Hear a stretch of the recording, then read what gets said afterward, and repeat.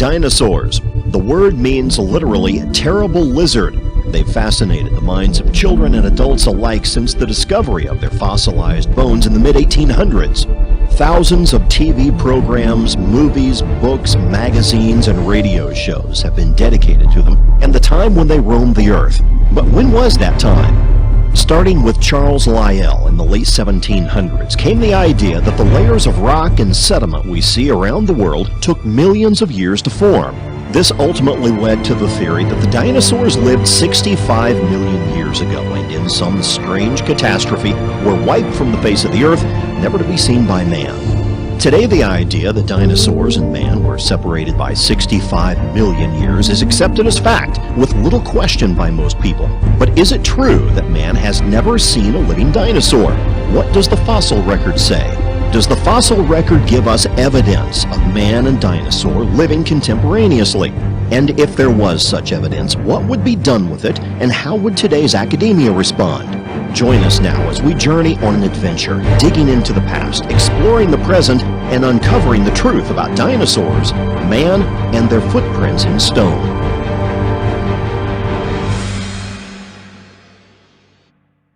Nestled in the rolling hills of north-central Texas is a little town called Glen. This small town with a population of around 2,300 has been a tourist attraction since the mid-20th century. The attraction that has drawn hundreds of thousands of people to this tiny town centers around the discovery of dinosaur fossil footprints along the banks of the Biloxi River. These dinosaur footprints, however, are not the only footprints to have been uncovered here. In 1908, a massive flash flood tore through the Biloxi River, causing Volkswagen-sized boulders to be washed down the stream. The flood caused the river level to rise 27 feet, and the erosion that resulted from the flood exposed new layers of rock in the bed and shores of the river. When this thing flash floods and it rips through here, now before they dammed it, this was the only river that was undammed in Texas, and for every mile it dropped 7 feet. So back in 1908, when that flash flood came through here and ripped up all these layers in 1908, no one ever seen a dinosaur track. Ernest Adams and his brother George Adams are credited with finding the first theropod footprints. Robert Summers grew up in Glen and was a close friend of Bull Adams, as he was nicknamed. Well, I was privileged to have lived right next door to a man we call Bull Adams, Ernest Talbert Adams. He just was about 100 steps away from my house, and he was such an interesting fellow that he loved talking about Indians, dinosaurs, you just name it, everything a kid likes to hear, and was quite an expert in most of those fields. So what would be your relationship with him and the tracks? Well, probably no relationship between me and him and the tracks, except for the fact that he was the first one that I know about that knew what they were. His brother George had found them during the summer. He was just kicking around rocks up the creek here in town. Bull Adams was friends with another resident named Charlie Moss, and in 1909, on one of their numerous swimming excursions in the Biloxi River, Bull showed Charlie Moss another set of tracks. He referred to them as giant man tracks. At least 15 local people testified to seeing the same set of tracks in that area, which became known as the Fourth Crossing Tracks. Moss said about the tracks, they were so plain that you could see where he was walking, and then he got up on the balls of his feet and commenced to run. But it was Charlie Moss who discovered the first human footprints when he came back from the war, was recuperating in his hometown. First human footprints among dinosaur footprints after a spring flood had ripped up the ledge. Well, Bull Adams examined them, and Bull Adams, the scholar, Oxford scholar, who grew up here as well, thought that actually, since he was an anthropologist, he felt that the earliest evidence of man was at Glen. Emmett McFall, another local resident of Glen who owned property adjacent to the Biloxi River, claimed to have first seen the giant man tracks in 1923 when he was 28 years old. What do you remember about your grandfather Emmett and what he found and saw? Well, of course, personally, I first remember in the 50s, in the early 50s when I was a young boy, but he bought this place in 1929. And just a year or two after he bought it, they had a big flood, and he'd uncovered some of the tracks that are visible today. But Emmett McFall, when we went to his house, it was the most unusual house, I guess it's still over there. And he had some of the tracks around a tree. He's the one that, he and Cecil Doherty, the one that told me where they were. And then I take field trips every year. When the stock market crashed in 1929, the Great Depression hit, and many people did just about anything they could imagine to earn money. Several local residents, like Jim Riles and his wife, took up the side occupation of chiseling dinosaur tracks out of the riverbed and selling them to tourists. During the 30s, he had a man that worked for him that lived here on the place named Jim Riles, and Jim dug out what we call human tracks and dinosaur tracks, and they sold them to different people. To the residents of Glen Rose, Texas, the idea of man and dinosaurs living together was not so strange. Before the 1930s, the theory of evolution had not become widespread throughout the public education system.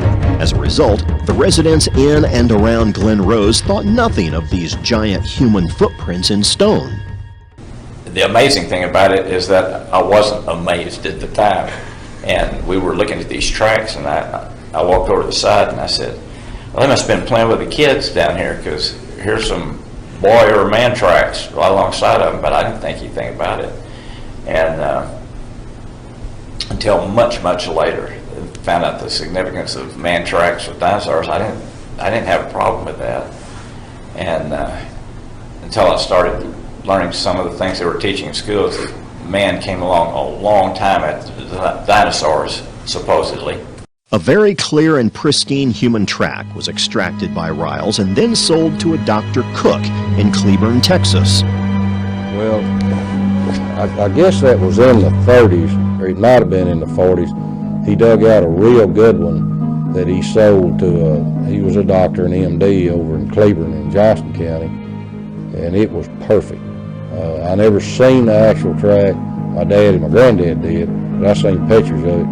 But it had just perfect 5 toes, arched the foot, healed just like we have today if we was to step in mud, and then the mud would harden, you know, and form. I mean, it was perfect. Thousands of people claim to have seen this track, which was on display on the wall of the Cook Medical Clinic. Unfortunately, upon Dr. Cook's death, it is believed by his son that the track was stolen and is still missing to this day. In the late 1930s, early fossil hunter Roland T. Bird came to Glen Rose looking for fossils and dinosaur tracks. His initial interest in Glen Rose was sparked by a set of fossilized human footprints he saw on display in a small Arizona trading post. Bird was quoted as saying this in Natural History magazine, quote, "Yes, they apparently are real enough. Real as the rock could be. The strangest things of their kind I have ever seen. On the surface of each was displayed the near likeness of a human foot, perfect in every detail, but each imprint was 15 inches long." Roland T. Bird actually etched his name in paleontological history by coming to Glen Rose and directing the excavation of a series of dinosaur footprints in the Biloxi Basin, near the area that is now the state park.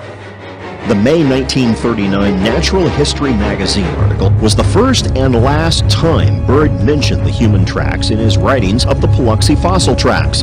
A short time later, a geologist named Clifford L. Burdick was inspired by the article and decided to investigate the Glen Rose tracks. Burdick began his search with the human prints he saw in the article taken from the storefront window in 1945 and managed to locate them in a small museum in Arizona. Now later in 1950, he published a short article entitled "When Giants Roamed the Earth, Their Fossil Footprints Still Visible," in the Seventh-day Adventist periodical Signs of the Times. Burdick continued to research and document the tracks throughout his lifetime, and multiple footprints, both dinosaur and human, were found and extracted from the riverbed. The primary reason they were extracted was because when exposed to the weather, they were subject to serious erosion due to the carbonic acid that built up on them. They would be preserved if extracted. You see, erosional factors are at play. Weatherizing the flow of the river. And when the river gets dry, carbonic acid actually eats into the rock. This is what happens when, over years of time, they get carbonic acid from the rainwater, and it just destroys, it just crumbles this rock, and it really erodes these tracks and eats them pretty quickly. The legend of the giant man tracks continued to grow stronger when in 1964, Dr. Billy Caldwell, a geologist from Fort Worth, Texas, received a startling revelation. I went into the stone business and started handling building stone for building that we would bring as a geologist. I could bring it from all over the United States. And one day in 1964-65, one of my stone suppliers from Glen, his name was Bill Osborne, he came in with a pickup truck, and the back of the truck said, "I want to show you something." And the back of the truck was a piece of Glen limestone. I could still see the fossils in it. It was about 4 foot by 4 foot, and it had a perfect human print in it. And I saw there was no differential weathering across and down in the track and up. It was the same weathering all the way across. There wasn't any indication of carving. It was a perfect looking print, and I said to Bill, "Where'd you get that?" And he said, "In the middle of the Paluxy River. It's been kind of slow, so we got out there with a cold chisel, and we spent a week cold chiseling this off. It was 4 to 6 inches thick, and so it weighed hundreds of pounds." And then he told me one day, well, I said, "That is a really miraculous thing." And I asked him one day what he's going to do with it. He said, "I've had an offer, I think, of $800 from a man in Houston." So I said, "Well, I sure would like to have a casting of that if you're going to sell it." And so he made me a concrete cast. And that original casting is here in the museum. The concrete one. It was pretty heavy. The real print that Bill Osborne sold was last seen at the 1965 New York World's Fair. It has never been seen since. Possibly, like the Cook Medical Clinic print and artifacts that counter the evolutionary belief system, it was bought up and hidden away or possibly destroyed. The last scene of Raiders of the Lost Ark, where they're there, the storage area where they've hidden the Ark, that picture of we have good men working on it, it's hidden, and that's a pretty real depiction. I think they hide more things than they show, and we've run into that several times. In the late 1960s, the Reverend Stanley Taylor from Peoria, Illinois, heard about the human tracks through the writings of Clifford Burdick and went to Glen to investigate for himself. He conducted numerous interviews with old-timers, shot 16mm film, and even extended the existing human footprint trails by excavating the overburden along the bank of the river. Fresh new human and dinosaur tracks were found in the same rock layer next to each other, and one of the trails was named the Taylor Trail after its discoverer. A film called Footprints in Stone was made using a 16mm camera and released in 1972. This film showed numerous people putting their feet in the tracks with a near-perfect fit. For at least a decade, this film was shown to numerous church and school groups across the country. I became acquainted with the footprints down here in 1972. The film had just been made, Footprints in Stone. And in fact, it wasn't fully edited, put together, but was shown in raw form. And so I got very excited about that, and I wanted to see them myself. And there were a couple of young teenagers that were skeptics. Their parents attended where I preached. I got them to go with me on this trip. We rented a motorhome. I got to see the footprints, and they got to walk in them and stick their feet in them and feel that they fit. And they became devout Christians as a result of that. I saw the effect, and I believe this was very good evidence. By late 1989, erosion had taken a considerable toll on the Taylor Trail, but at least 3 of the tracks within the trail still displayed clear human footprint features. In 1989, these 3 tracks were maliciously destroyed. Someone had entered the riverbed and used a metal bar to demolish the remnants of the clearest tracks within the Taylor Trail. Another track researcher was Dr. Cecil N. Doherty, a chiropractor that moved to Glen Rose specifically because of the tracks. He spent 17 years investigating them and photographing them. In 1971, he came out with a book called Valley of the Giants, which gave descriptions, locations, and pictures of the giant human footprints. A friend of mine, Jan Mercer, told me about Dr. Cecil Doherty, who had found some human tracks in place in situ here. So we contacted him and we came down here and he took us to the tracks. They were perfect. They were over in this area and between McFall and the park here. They were so perfect that it was unbelievable. Sometimes I'd bring them down, the water would be real deep and we just had to kind of fill them. Other times the water was real low and we could see them. And there was 2 or 3 perfect tracks there. Carl Baugh came to Glen Rose in 1981 to excavate some of the dinosaur tracks. Dr. Baugh was a Christian but believed in evolutionary theory and cleaved to the idea that man and dinosaur were separated by 65 million years of time, and so was not expecting to discover the shocking revelation that changed his paradigm. So I finally came to Glen Rose.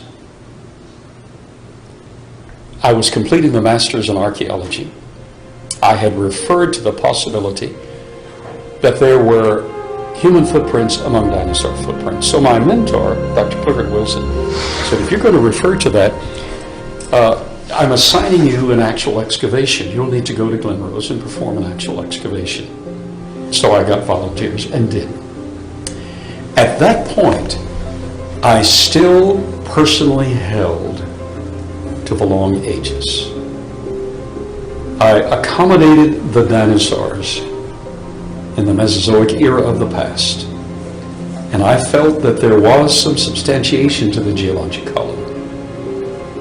And then I came to Glen Rose, performed the excavation, and to my absolute amazement, after excavating 19 dinosaur footprints, at the end of that slab, as I excavated through the clay, there was not only a dinosaur footprint, but 17.5 inches from the dinosaur footprint, there was a 16-inch human footprint.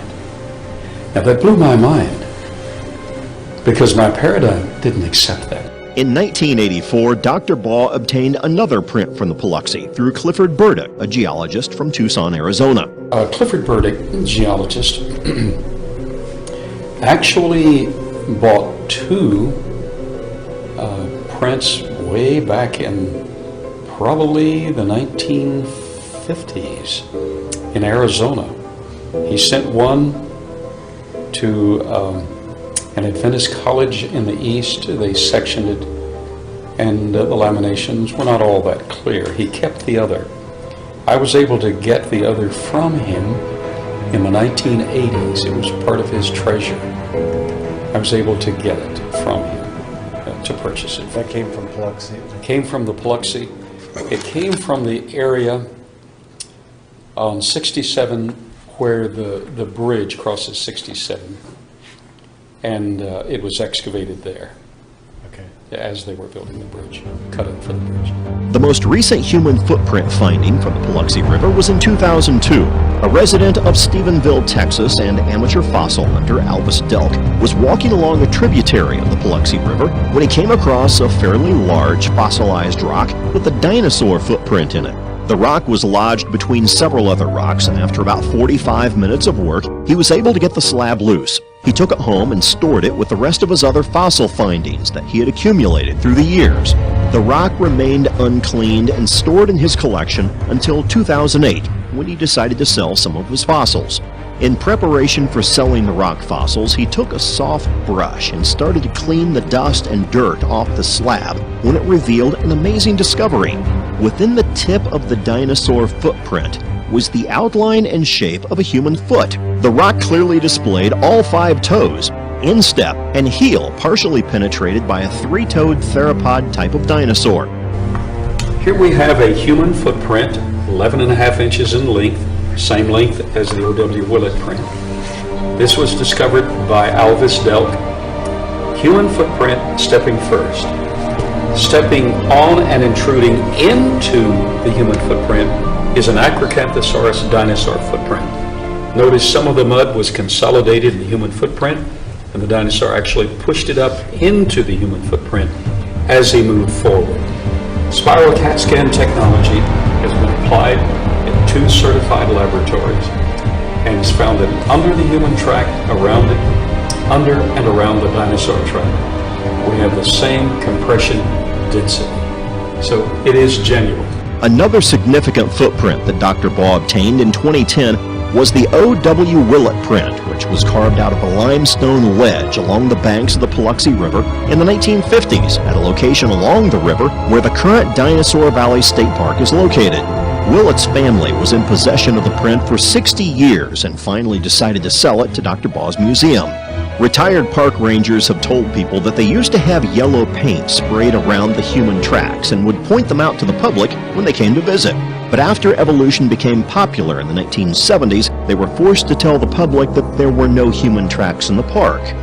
When we investigated Dinosaur Valley State Park, we were told by the park interpreter that there were no human tracks in the park. You're not going to ask me anything about man tracks? If you do not want us to ask I you do anything not about want man to tracks, talk about man tracks. That's fine. then we will not. Then we won't ask you those questions. Okay.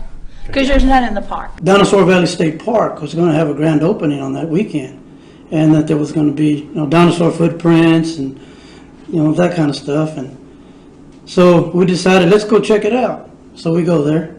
There were signs that were pointing to the different tracks and the different dinosaur tracks and to the human footprints. And the dinosaur tracks on the signs were yellow with black letters. And they said the names of the dinosaurs that made those tracks.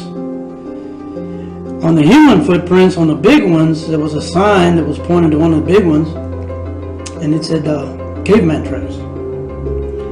So I got down, and because that really caught my attention, and I put my hand and started feeling that human track, that big one. And I never ever heard of such a thing. And I saw the sign, caveman tracks, and that got my attention. So time went on, a few years. One day I was reading in Genesis. And I read, I think it's in Genesis chapter 6, where the Bible says that right before the flood that there was giants on earth. And right when I read that, it was like a slide, like a picture in my head. I remember that footprint that I had seen about 12 years before that.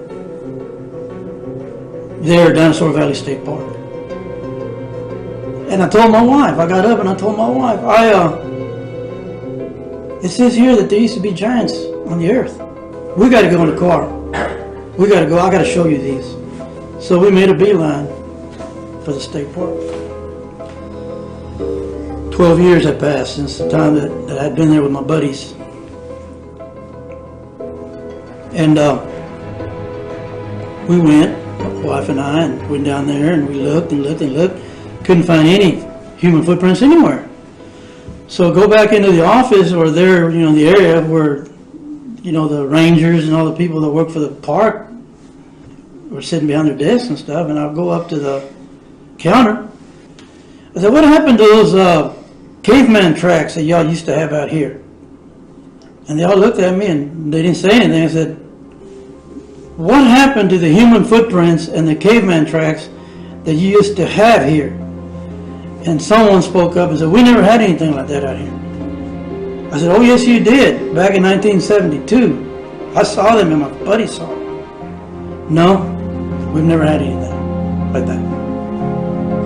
So I left and we were in the parking lot, but there was an elderly gentleman that was inside, and I didn't notice him, but he followed me outside.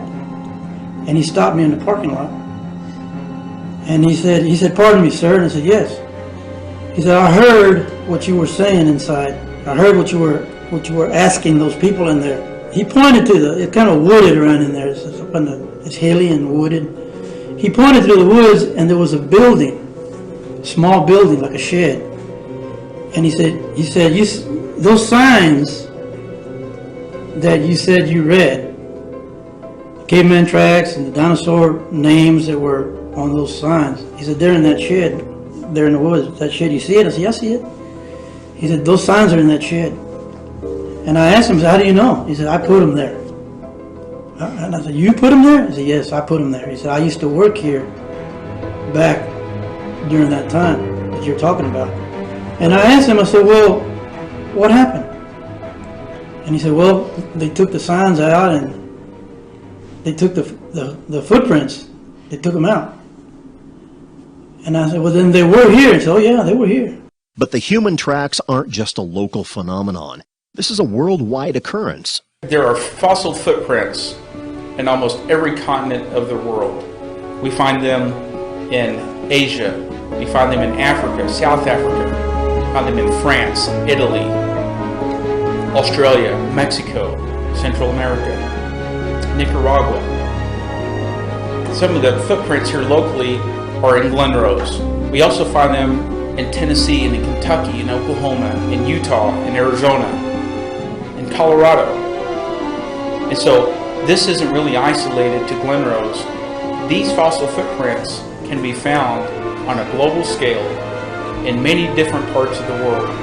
There are two more sites in Texas, down near Sonora, Texas. There's a site where there are 5 in a right-left pattern. They were discovered in the 30s. A&M came down and studied them and documented them and photographed. I have their photographs. They're much more spectacular now, but they're still plain. 2 or 3 of them are just spectacular. In Cretaceous limestone.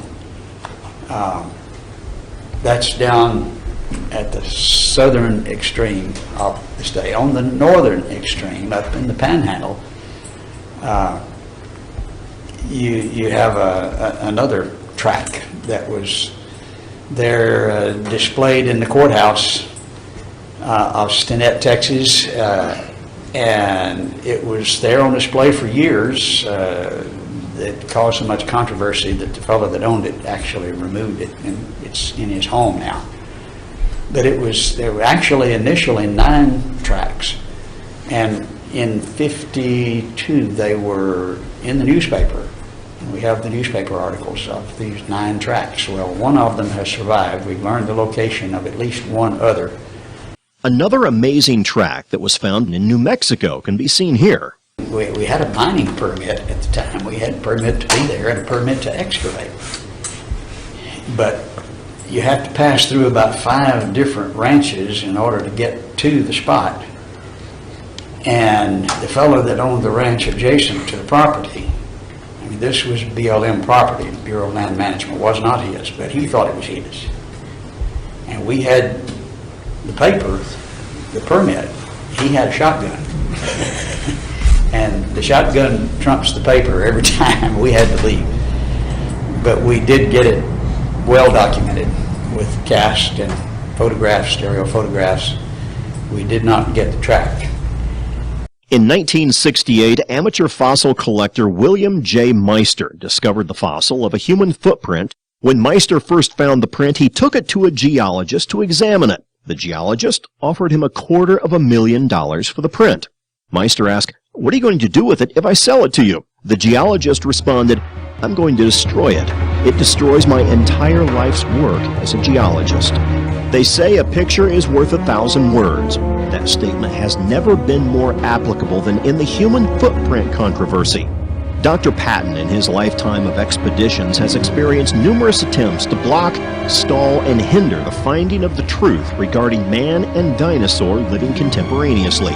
When you're messing both with their science and their religion, naturalistic religion, you really raise the ire, and the viciousness is more than is imaginable.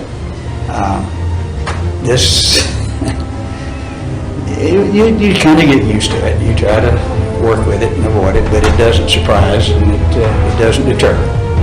This evidence of fossil footprints in stone puts to rest the idea that man and dinosaurs were separated by 65 million years and supports the biblical model of creation. Evolution is a bankrupt theory. However, its defenders, which include humanistic academia and the establishment media, are prepared to defend it to the bitter end. Over the past 200 years, the battle to remove God from the hearts and minds of men has raged on, and many proponents of evolution have used this theory in an attempt to undermine the authority of the Word of God. Any evidence in support of a biblical model of creation, no matter how convincing, will continue to be opposed in support of evolution because of the implications of having the Bible shown to be correct. But what are the implications of the foundational battle of creation versus evolution? Either we arrived by a naturalistic evolutionary progression, or we arrived by special creation. In every major university around the world, in the philosophy department, the four great questions of life are taught, or they're asked. They're never answered. Those four great questions are, who am I? Where did I come from? What's my purpose here, and where am I going? Who am I if evolution is true? Nobody. Where did I come from? Came from a rock. What's my purpose? I'm fertilizer for the future. Where am I going? Nowhere. If evolution is true, this is it. But some creationists hold to evolution and say, well, this is how God did it. If God did it that way, but said he did it otherwise, you can't trust him. You're not going anywhere. If evolution is true. And leading evolutionists have admitted, laughingly, some of you Christians hold to evolution and you think you're being academic. They're incompatible. It's one way or the other, and they laugh and admit it. So, the other alternative. What if creation is true? If creation is true, who am I? I am an individual originally made in the image of God. Even though I'm really scarred, and I've not lived up to that image as I should have, originally I was made in the image of God. If creation is true, who am I? That's who I am. Where did I come from? I came from his direct hand of special creation through Adam and Eve. What's my purpose here? My purpose is first of all to know him, privilege to know him, and then to represent him, to be his ambassador, to speak for him. And the fourth question, where am I going after this is over? I'm going home to be with him for all eternity. For God inhabits eternity.